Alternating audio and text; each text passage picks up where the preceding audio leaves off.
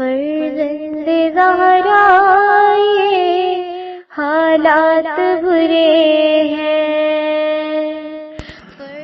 کاشانۂ بصیرت ایک ایسا مکمل یوٹیوب چینل جس پر محروم بصارت کے لیے بالخصوص اور تمام افراد کے لیے بالعموم سینکڑوں کی تعداد میں اسلامی کتب دستیاب ہیں۔ لہذا گزارش ہے کہ آپ اپنی ذمہ داری نبھاتے ہوئے کاشانۂ بصیرت کو سبسکرائب کرنے کے ساتھ ساتھ بیل آئیکن کو پریس کیجیے تاکہ آپ علم کے حصول کے ساتھ ساتھ مذہب اہل بیت کی اشاعت میں بھی اہم کردار ادا کرتے رہیں۔ کاشانۂ بصیرت، کاشانۂ بصیرت، کاشانۂ بصیرت۔ فرزند زہرا یہ حالات برے ہیں۔ بسم اللہ الرحمن الرحیم۔ السلام علیکم۔ یہ کتاب آپ کے لیے کاشانۂ بصیرت کی یوٹیوب چینل کی جانب سے ریکارڈ کی جا رہی ہے۔ نام کتاب علی کی بیٹی، تالیف ڈاکٹر علی قائمی۔ اب ہم کتاب کا پارٹ نمبر 11 پڑھیں گے۔ صفحہ نمبر 129، باب نمبر 4، برادر بزرگوار کی زہر سے شہادت۔ حضرت علی مرتضیٰ علیہ السلام کی شہادت کے بعد ثانیہ زہرا کے برادر بزرگ امام حسن مجتبیٰ علیہ السلام کی امامت کا دور آیا۔ لوگوں نے آپ کی بیعت کی، لیکن ان بیعت کرنے والوں کا نصب العین بیعت شکنی پر منتج ہوا۔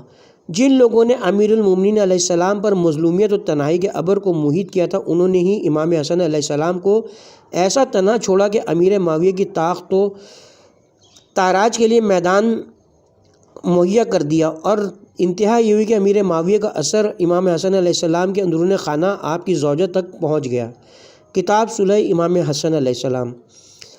ان حالات میں لوگوں کی شورش کے پیش نظر امام حسن علیہ السلام کے لیے امیر معاویہ سے صلح کرنا ناگزیر ہو گیا، اور امیر معاویہ کو بلا مقابلہ اقتدار و اختیار حاصل ہو گیا۔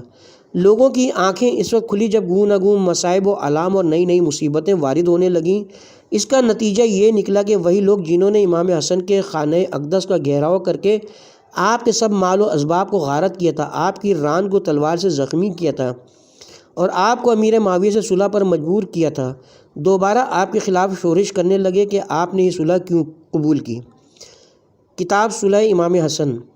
ثانیہ زہرا کی نظروں کے سامنے یہ تمام واقعات رونما ہوئے، اور آپ کو اپنے برادر بزرگ کے مصائب و علام میں شریک ہونا پڑا۔ اچانک خبر ملتی ہے کہ آپ کے اس عظیم برادر بزرگ کو زہر دے دیا گیا ہے۔ فوراً امام حسن علیہ السلام کے پاس پہنچی، دیکھا کہ جگر کے ٹکڑے منہ سے باہر نکل رہے ہیں، اور تھوڑی ہی دیر میں امام حسن علیہ السلام کی آنکھ ہمیشہ کے لیے بند ہونے والی ہے۔ اسی عزا و ماتم کے دوران حیرت و استعجاب کی انتہا ہو جاتی ہے جب پتہ چلتا ہے کہ لوگ خاندان رسالت مآب کے کسی بھی فرد کو زندہ نہ چھوڑنے کا مصمم ارادہ کر چکے ہیں۔ والد کے بزرگوار کا سانحہ شہادت، سرگزشتہ والدہ گرامی، برادر بزرگ کو زہر خورانی اور ان کی وفات، یہ سب واقعات صدیقہ صغریٰ کے سر اقدس پر گزر گئے۔ تاہم ابھی ایک بات باعث تسکین باقی تھی کہ رسول خدا کی واحد و تنہا یادگار امام حسین ابھی موجود ہیں۔ شہادت امام حسین علیہ السلام۔ ظلم و استبداد کی حکومت کے 40 سال بعد امیر معاویہ دنیا سے رخصت ہوا اور خلافت کو موروثی بنا کر اپنے بیٹے یزید کے سپرد کر دیا۔ حسن بصری کہتے ہیں کہ صرف یہی ایک واقعہ اسلام کی تباہی کے لیے کافی تھا۔ کتاب صلح امام حسن۔ حکومت کی بے حیائی اور اسلام دشمنی کی انتہا یہاں تک پہنچ گئی کہ یزید نے اپنی حکومت کے اثبات اور جواز کی خاطر امام حسین علیہ السلام تک سے بیعت کا مطالبہ کر دیا۔ امام حسین علیہ السلام کے سامنے اب دو ہی راستے تھے، بیعت یزید کو اختیار کرنا یا اس سے انکار۔ اول الذکر صورت میں اسلام اور اصول اسلام کا خاتمہ ہوتا ہے، اور مؤخر الذکر صورت میں اپنی جان سے ہاتھ دھونا پڑتے ہیں۔ تاہم ہمت مردانہ اور محبت و استقامت دین کا تقاضا یہی تھا کہ دوسرے راستے کو اختیار کریں۔ نتیجے کے طور پر امام حسین علیہ السلام نے وطن اور گھر بار کو خیرباد کیا، صحرا و بیابان کا سفر اختیار کیا اور سرزمین مکہ پر پہنچ کر سکون فرمایا۔ اس طرح آپ حرم خدا میں زندگی گزارنے اور وہیں اپنے نانا کے دین کی تبلیغ میں مصروف ہو گئے۔ اب حکومت وقت نے ارادہ کیا کہ موسم حج کے دوران آپ کی زندگی کے چراغ کو گل کر دیا جائے۔ اس کیفیت کے پیش نظر جب کوفیوں کے متواتر خطوط آپ کو مل رہے تھے، آپ کے احساس ذمہ داری نے مجبور کیا کہ مکے کو چھوڑ کر عازم عراق ہوں۔ اس وقت اس طرح آپ کو کربلا پہنچنا پڑا اور اس گرم و سوزاں بیابان میں حضرت کو شہید اور آپ کے خاندان بھر کو اسیر کر لیا گیا۔ ثانیہ زہرا اس تمام واقعے داروگیر کی نہ صرف شاہد ہیں بلکہ اپنے برادر علی قدر کے مصائب و آلام میں برابر کی شریک ہیں۔ کسی حال و کیفیت میں آپ سید الشہداء سے جدا نہیں ہوئی۔ حضرت کی دردناک شہادت اور تمام عزیزان اور اقارب و ہمراہیان کی شہادتوں کے بعد مستقبل میں پیش آنے والے تمام تلخ و جاسوس واقعات کو بنظر حقیقت ملاحظہ کرتے ہوئے آپ قافلہ عشیران کے ہمراہ روانہ ہو گئیں۔ مصائب و آلام کا شہزادی پر ہجوم تھا۔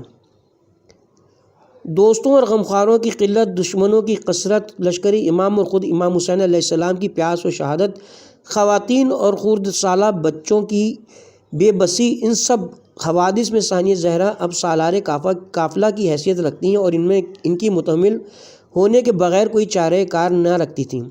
اسی لیے حقیقت یہ کہ آپ صحیح معنی میں ام المصائب کے لقب کی حقدار ہیں۔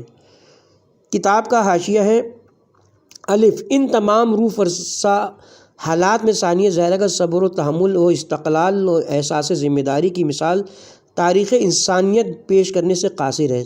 جناب آیت اللہ سید عبدالحسین دستغیب شہید اپنی تالیف موسوم بحیات طیبہ حضرت زینب سلام اللہ علیہ میں لکھتے ہیں: جس طرح کے صبر کا مظاہرہ مقدر کونین نے کیا ہے، عالم میں بے مثال ہے۔ اسی لیے زیارت ناحیہ میں امام زمانہ علیہ السلام نے آپ کے صبر و تحمل کو اس جملے سے خراج تحسین پیش کیا: آپ کے صبر کو دیکھ کر ملائکہ عرش بری انگشت بدندہ رہ گئے۔ واقعی حقیقت یہی کہ آپ کی شدت آلام کی منزل کو جانچنے کے لیے اتنے ہی کافی کہ روز عاشور جو مظلوم کربلا کے مصائب کی انتہا تھی، جناب زینب سلام اللہ علیہ کی مصیبتوں کا پہلا مرحلہ قرار پایا، اور اس کے بعد کیا کیا قیامتیں ٹوٹیں، بھوک، پیاس، زخم، دشت و بیابان، زخمائے جگر، بے پردگی، پریشان و گمشدہ اطفال کی جمع آوری و نگہداشت، بڑوں کے دل کی ڈھارس، اللہ اللہ کیا قوت برداشت تھی اس مخدومہ سلام اللہ علیہ کی۔ ابتدائے آفرینش سے شام ابد تک ڈھونڈنے سے اس کی مثال نہیں مل سکتی۔ مختصر یہ کہ آپ کا صبر بے مثال، آپ کا یقین بے نظیر۔ کون ہے جو آپ کی شخصیت کا اندازہ لگا سکے؟ کون سی نعمت تھی جو آپ کے گھر میں نہ تھی؟ اچانک خبر ملی کہ امام حسین علیہ السلام نے سفر کا پروگرام بنایا ہے۔ بغیر کسی قسم کی ہچکچاہٹ کے فوراً تمام آرام و آسائش کو چھوڑ اور مصیبتوں کے بحر متلاطم میں غوطہ ہو گئیں۔ کوئی زہد کی اس منزل و درجے کا اندازہ کر سکتا ہے؟ اگر واقعات مستقبل سے لا علم ہوتی تو اور بات تھی، مگر کمال تو یہ کہ اپنے نانا، بابا اور مادر گرامی علیہم الصلاۃ والسلام سے سب کچھ سن لینے کے باوجود رات کے اندھیرے میں بھائی کے ساتھ اس خوف و ہراس کے عالم میں وطن سے بے وطن ہوئیں۔ کیا کہنا اس شیر دل خاتون معظمہ کا کہ شہنشاہ حقیقی کی بیٹی عبداللہ ابن جعفر جیسے شوہر کی شریک حیات ایک ایسے معرکے میں جا رہی ہے جس کا انجام قید بند صحراؤں میں دربدری اور تکلیف دہ سفر ہے۔ بے خاتون کربلا نے وہ آہ و کرا چھوڑی جس سے 1300 سال سے فضا گونج رہی ہے۔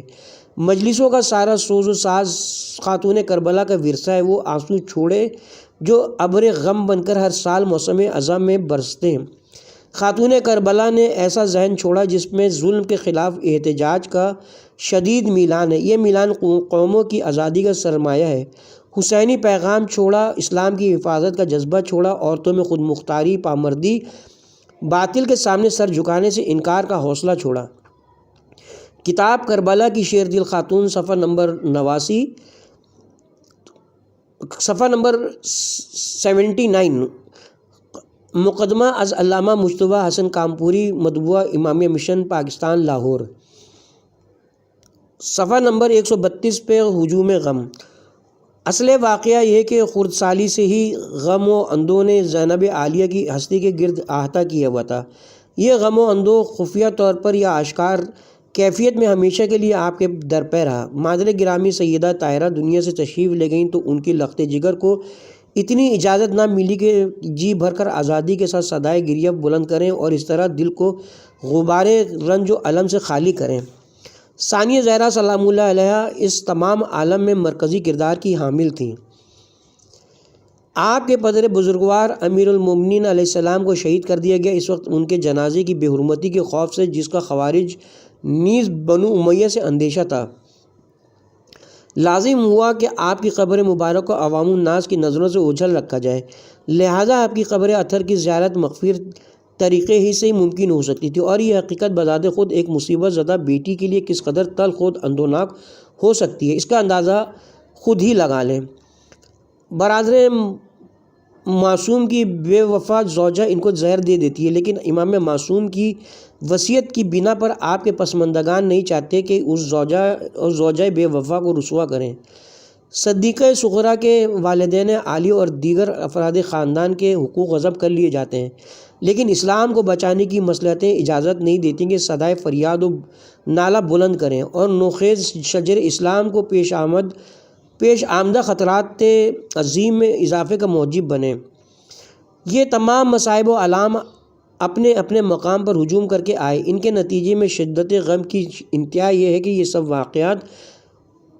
سب واقعات جان کا مقتضی ہیں کہ جن آلام کی برداشت کے لیے مجبور ہیں، ان کے لیے کسی طرح کی صدائے احتجاج بلند کرنے اور حق گوئی تک کی ہرگز جرأت نہ کی جائے۔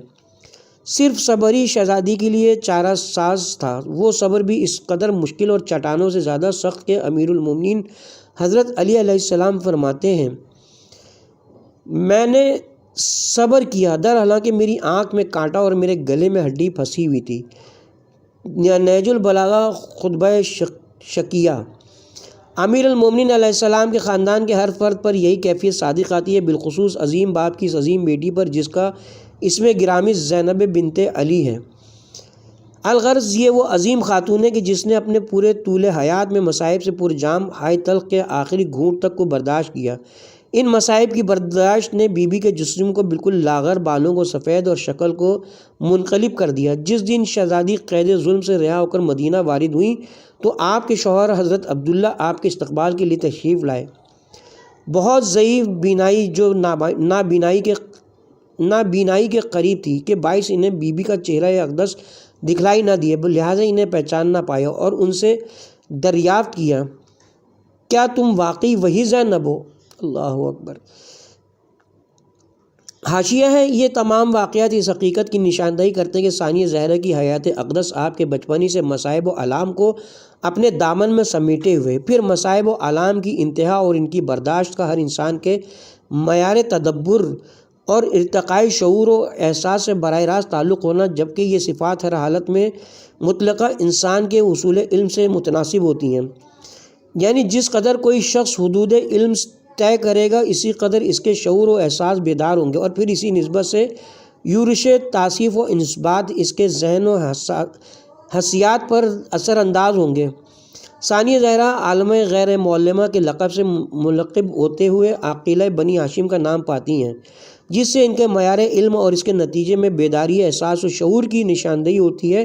پھر اس کیفیت کے ساتھ ساتھ آپ کا واقعات کے مقابلے میں معیار صبر و استقامت، سید الشہداء کی دردناک شہادت کے بعد بطور شریکۃ الحسین آپ کا احساس ذمہ داری، ان تمام فرائض کی ادائیگی جو ایک امام معصوم و حجت خدا کے ذمے ہوتے ہیں، اس عظیم ذمہ داری کا سید الساجدین علیہ السلام کی علالت و قید سخت تک جس میں آپ برابر کی شریک ہیں جاری رہنا، عبادت پروردگار کے اس معیار کو برقرار رکھنا کہ خود حضرت سید الشہداء علیہ السلام خواہش کرتے ہیں کہ بی بی اپنی نماز شب میں انہیں یاد رکھیں، نیز اس قسم کی لاتعداد ایسی کیفیات جن کا شمار ہمارے کمزور قلم کے امکان سے باہر ہے کسی طرح معجزے سے کم نہیں۔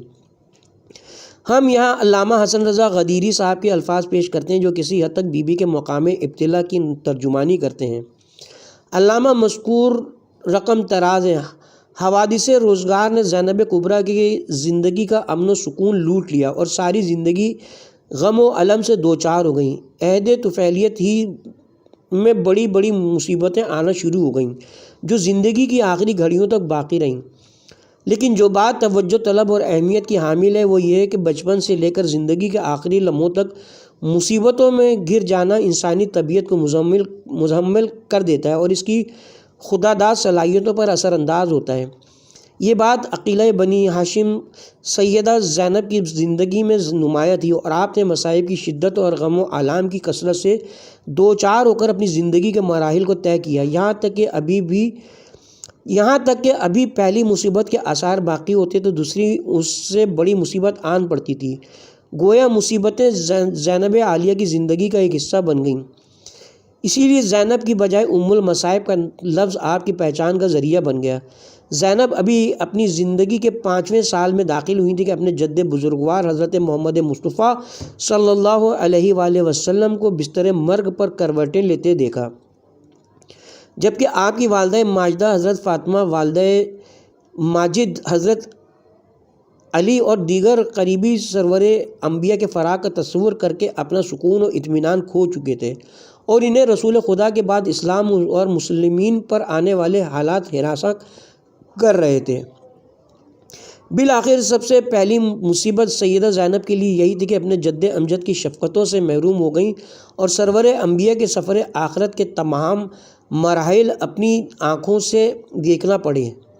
زینب عالیہ نے اپنے والد گرامی علی ابن ابی طالب علیہ السلام کو یہ کہتے ہوئے بھی سنا، پیغمبر خدا کی وفات سے مجھ پر وہ عظیم مصیبت وارد ہوئی کہ میرے خیال میں اگر یہ مصیبت مضبوط پہاڑوں پر پڑتی تو ریزہ ریزہ ہو جاتے۔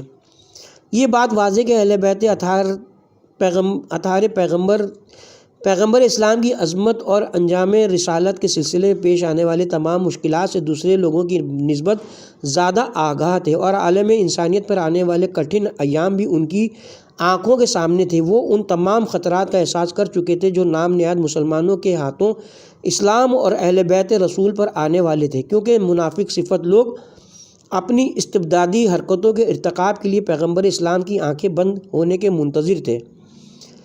سیدہ زینب ان تمام حالات کا مشاہدہ کر رہی تھیں اور یہ بھی دیکھ رہی تھیں کہ ان کے والد گرامی اور والدہ معظمہ پر کتنی مصیبتیں ڈھائی جا چکی ہیں۔ یہ سب کچھ زینب عالیہ کے لیے دردناک اور غم انگیز تھا۔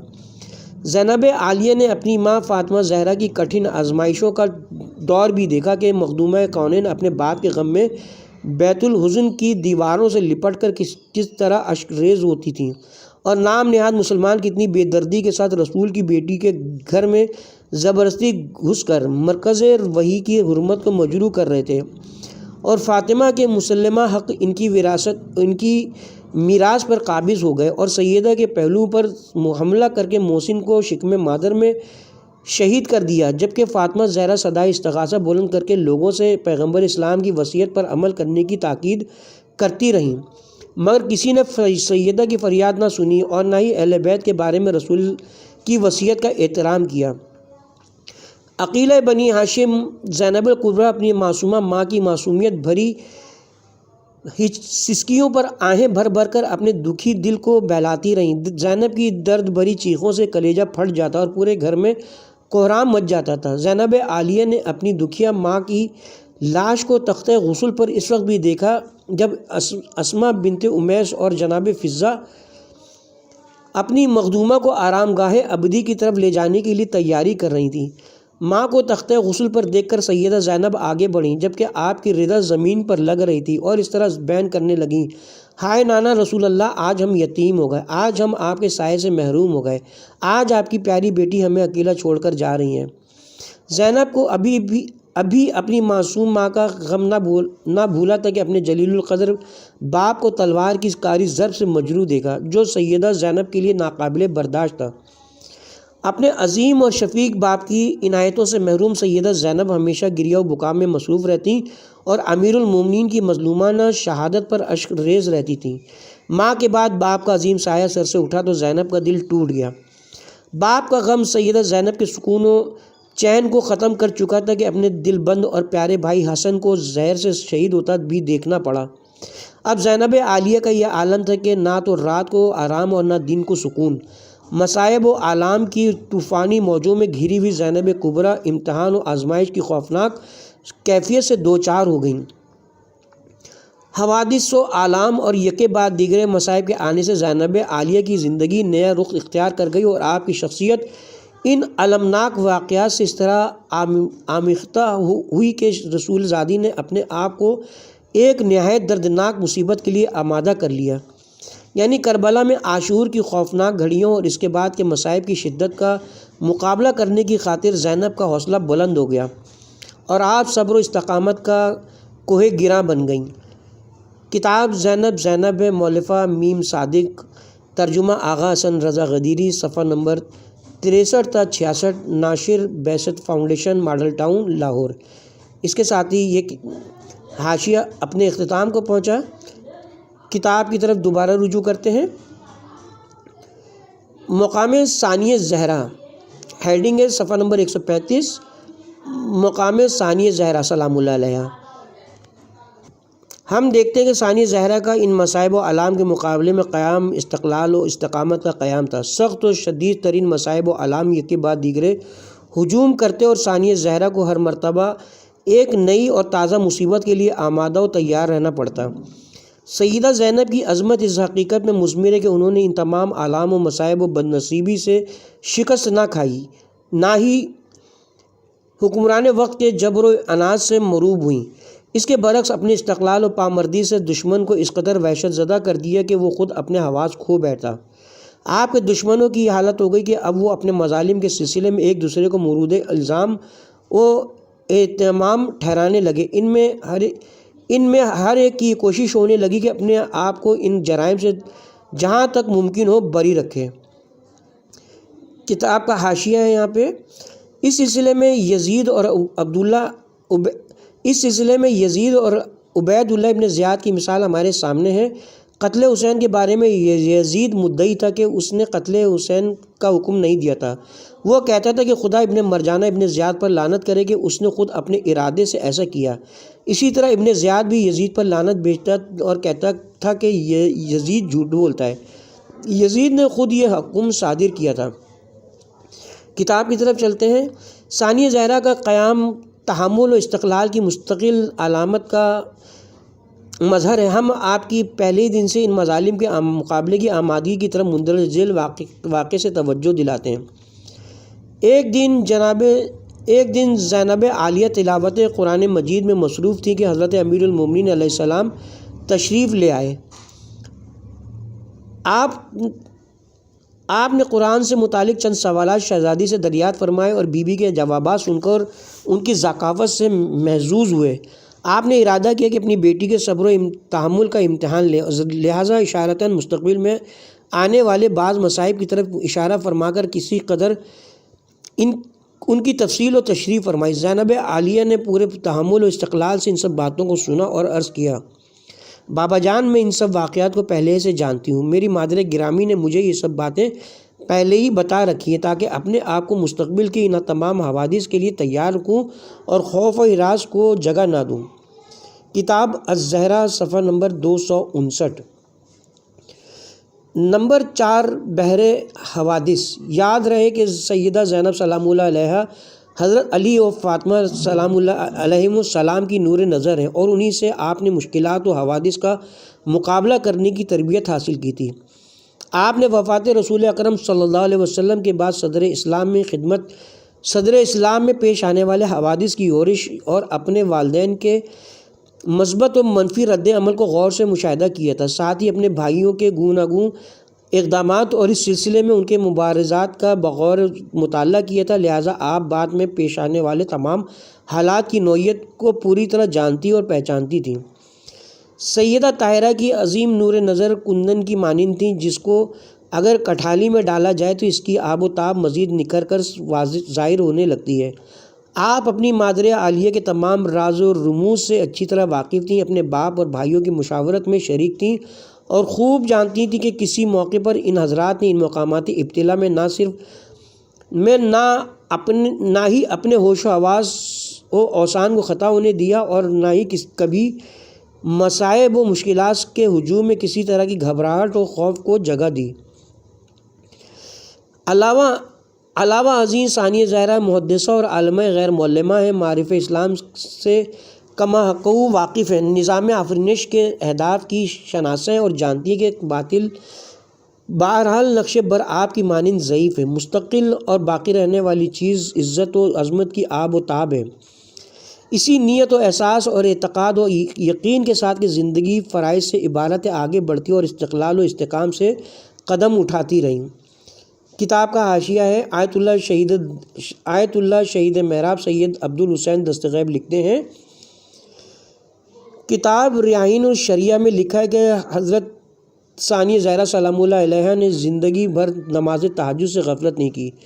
امام سجاد علیہ السلام سے روایت ہے کہ شام غریبہ کو اس خونین لق و دق صحرا میں تمام اندوناک روح فرسا مصیبتوں کے باوجود میری پھوپھی اماں اگر کھڑے ہو کر نماز تہجد نہیں پڑھ سکتی تھیں تو انہوں نے بیٹھ کر تہجد ادا کی۔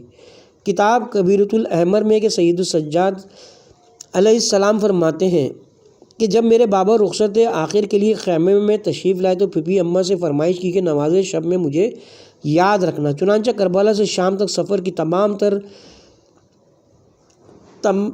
تر کربناکی کے باوجود میری پھوپھی اماں نے بشمول نماز تہجد کبھی کسی نفل کو ترک نہیں کیا۔ اسی طرح جس صبر کا مظاہرہ مقدرہ کونین نے کیا ہے عالم میں بے مثال ہے۔ اسی لیے زیارت ناہیہ میں امام زمانہ علیہ السلام نے آپ کے صبر و تحمل کو اس جملے سے خراج تحسین پیش کیا ہے، آپ کے صبر کو دیکھ کر ملائکہ عرش بری انگشت بدندہ رہ گئے۔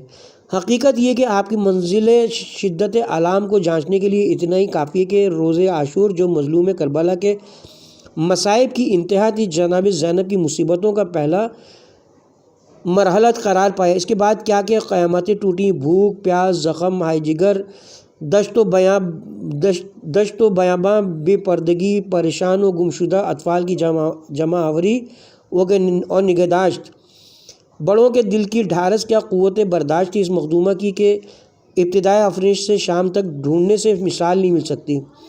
مختصر یہ کہ مخدومہ کا صبر بے مثال، آپ کا یقین بے نظیر، کون ہے جو آپ کی شخصیت کا اندازہ لگا سکے۔ حیات طیبہ حضرت زینب، صفحہ نمبر 18 اور 19۔ امام وقت کے پاکیزہ افکار کی مقدس حقیقتوں کی معرفت رکھنے والی سیدہ زینب انقلاب حسین کے تاریخی آثار سے بھی باخبر تھیں اور انہیں امام کے مقدس قیام کا پس منظر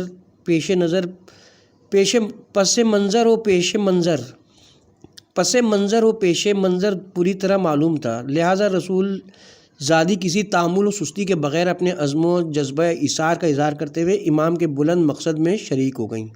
کتاب زینب ہے، ترجمہ علامہ حسن رضا غدیری، صفحہ نمبر 172۔ اس کے ساتھ ہی یہاں پہ حاشیہ اپنے اختتام کو پہنچا اور ہم یہیں پہ کتاب کے پارٹ نمبر 11 کا بھی اختتام کرتے ہیں۔